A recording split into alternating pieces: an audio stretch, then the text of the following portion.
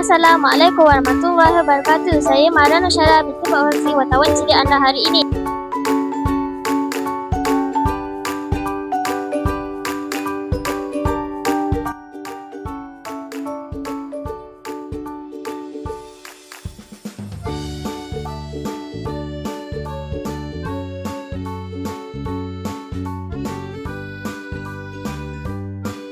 Assalamualaikum Cikgu Amira.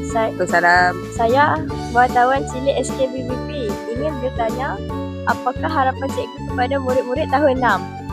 Okey, kalau cakap tentang harapan, saya berharap murid-murid yang hadir hari ini dapat input yang maksimum, sebab hari ini murid-murid tahun 6 diberi motivasi tentang meningkatkan pencapaian dari segi akhlak, akademik dan sebagainya. Jadi input yang hari ni murid-murid, saya berharap murid-murid dapat lagi memperbaiki diri di sekolah dan juga di rumah.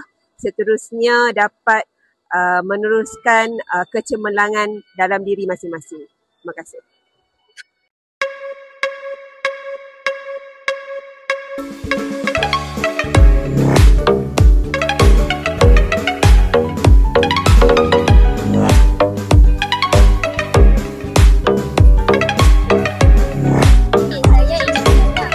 Apakah pendapat cikgu tentang program ini?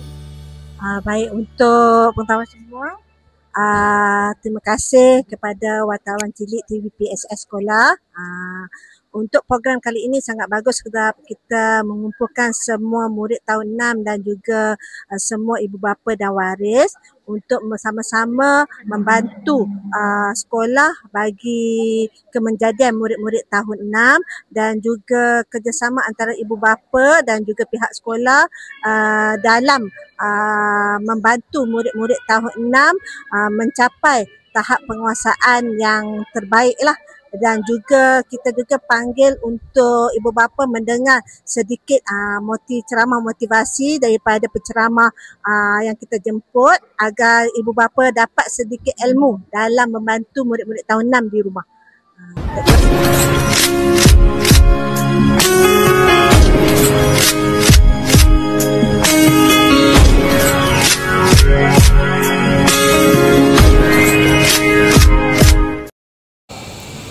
Bahawasanya kami murid-murid tahun 6 Sekolah Kebangsaan Bandar Baru Kedah dengan penuh ikhtiar dan berjanji akan belajar bersungguh-sungguh ke arah kegemilangan dan kemenjadian diri. Kami juga berazam untuk mencapai keputusan yang cemerlang dalam semua aspek kurikulum, kurikulum dan sosial diri. Inilah nanti yang kami lakukan di hadapan ibu bapa dan guru kami. Apakah harapan puan untuk program ini? Program ini kita harapannya untuk anak-anak lebih tahu tentang anak-anak lah. Alhamdulillah, saya berasa amat bersyukur dapat menghadiri program ini hari ini. Meski beribu bintang